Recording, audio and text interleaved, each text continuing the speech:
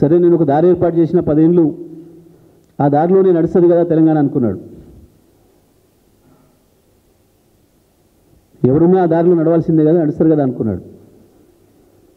కానీ గింత దుర్మార్గంగా గింత నీచానికి ఒడిగట్టి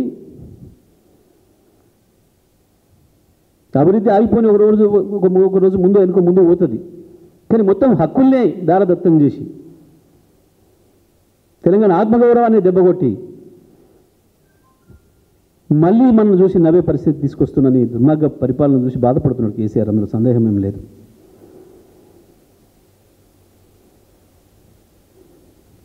నిజమే నువ్వు అన్నట్టు నీ అభివృద్ధిని చూసి కేసీఆరే కాదు తెలంగాణ బాధలు అందరూ బాధపడుతున్నారు. తెలంగాణ బిడ్డలు ఏ దేశంలో ఉన్నా కూడా ఏడుస్తున్నారు. నేను ఇష్టపడి నిన్ను అభిమానించి అమెరికాలో ఆదరించిన వాళ్ళు కూడా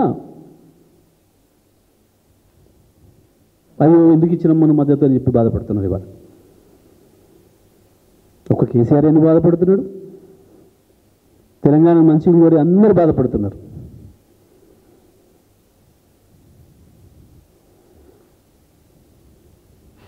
నిజమే సోనియా గాంధీ అవార్డు సరిపోదు నీకు. బహుశా నీలాగా ఉన్న అభివృద్ధిని కూడా జరుగుతున్న అభివృద్ధిని కూడా జడగొట్టగలిగిన ఏకైక పరిపాలకుడు ప్రపంచంలో నువ్వు ఒక్కడివే అని చెప్పవచ్చు నీకు అవార్డు. అందులో సందేహం లేదు. దానికి ఆస్కార్ ఇస్తారా, ఏ స్కార్ ఇస్తారా, దానికి ఏ స్కార్ పేరు పెడతారో కానీ దానికి నువ్వు మాత్రమే అర్హుడి, అందులో సందేహం లేదు. ప్రపంచంలో చాలామంది నియంత్రణకు వచ్చిపోయినారు, కానీ ఉన్నదాన్ని జడగొట్టుకున్నాడు ఎవరిని చూడలే ఈ ప్రపంచం. మొదటిసారిగా నిన్నే చూస్తుంది, దానికి ఇవ్వచ్చు అవార్డు.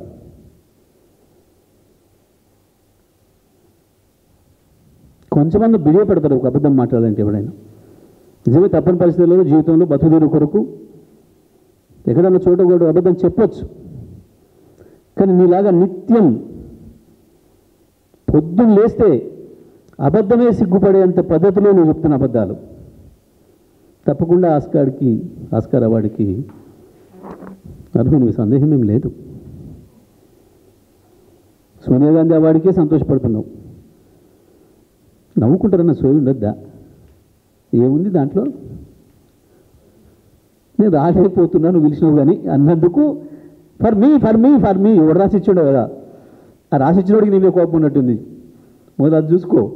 నువ్వు పెట్టుకున్న పేరు ఎవరో, నీకు రాసిస్తున్న వాళ్ళు ఎవరో, నీ పరువు తీయడానికి ఇస్తున్నారా, మరి వాళ్ళు ఇస్తున్నారా, నీ సొంతంగా మాట్లాడుతున్నావా? నువ్వు ముఖ్యమంత్రివి, అది మా బాధ. నువ్వు వ్యక్తిగా రేవంత్ రెడ్డి అయితే మాకు ఎవరికి పట్టింపు లేదు నీ గురించి. ముఖ్యమంత్రివి కదా, నీ ముఖ్యమంత్రి ఎవరు అంటే ఏం చెప్పాలి? తెలంగాణ ప్రజలు ఎక్కడున్నా ప్రపంచంలో